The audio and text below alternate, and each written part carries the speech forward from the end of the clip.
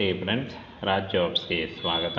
Friends, Karnataka panchayat Raj ಆಯುಕ್ತಾಲಯದಿಂದ ನೇಮಕಾತಿಯ ಹೊಸ ಅಧಿಸೂಚನೆ ಬಿಡುಗಡೆಯಾಗಿದೆ ನೋಡಿ.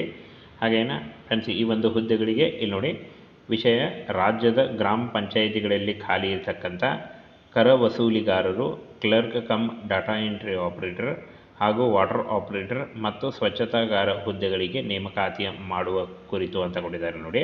ಹಾಗೇನ ಫ್ರೆಂಡ್ಸ್, ಈ ಒಂದು ಹುದ್ದೆಗಳ ಬಗ್ಗೆ ಸಂಪೂರ್ಣ ಮಾಹಿತಿಯನ್ನು ತಿಳಿಸ್ಕೊಡ್ತೀನಿ. ಸಂಪೂರ್ಣವಾಗಿ ಈ ಒಂದು ಹುದ್ದೆಗಳು ಕರ್ನಾಟಕದ ಎಲ್ಲ ಗ್ರಾಮ ಪಂಚಾಯಿತಿಗಳಲ್ಲಿ ನೇಮಕಾತಿ ಮಾಡಿಕೊಳ್ಳಲಾಗುತ್ತೆ.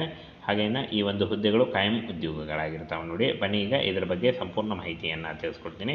ಹಾಗೆ ಈ ಒಂದು ನೋಟಿಫಿಕೇಷನ್ ಬೇಕಾದಲ್ಲಿ ಫ್ರೆಂಡ್ಸ್, ನಮ್ಮ ಟೆಲಿಗ್ರಾಮ್ ಚಾನಲಲ್ಲಿ ಹೋಗಿ ಈ ಒಂದು ನೋಟಿಫಿಕೇಷನ್ನ ಕೂಡ ನೀವು ತೆಗೆದುಕೊಳ್ಬೋದು, ಅಂದರೆ ಡೌನ್ಲೋಡ್ ಮಾಡ್ಕೊಳ್ಬೋದು.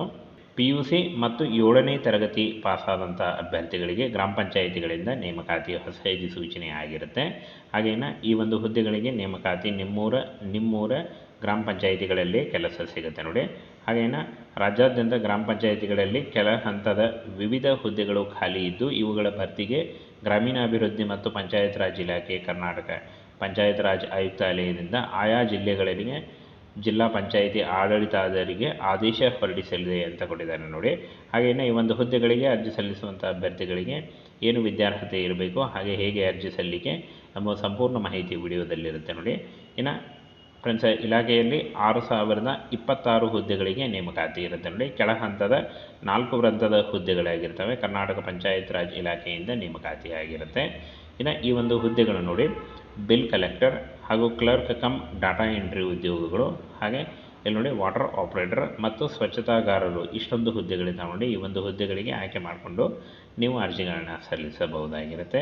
ಹಾಗೆ 18,000ದಿಂದ 30,000ವರೆಗೆ ಪರ್ ಮಂತ್ ಸ್ಯಾಲ್ರಿ ಆಗಿರುತ್ತೆ ನೋಡಿ. ಇದು ಜಾಸ್ತಿ ಕೂಡ ಆಗ್ತಾ ಹೋಗುತ್ತೆ.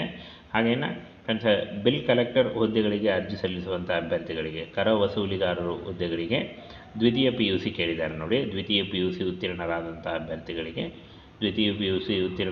ಅಭ್ಯರ್ಥಿಗಳಿಗೆ ಕರ ವಸೂಲಿಗಾರರು, ಬಿಲ್ ಕಲೆಕ್ಟರ್ ಈ ಒಂದು ಹುದ್ದೆಗಳಿಗೆ ಅರ್ಜಿಗಳನ್ನು ಸಲ್ಲಿಸಬಹುದು.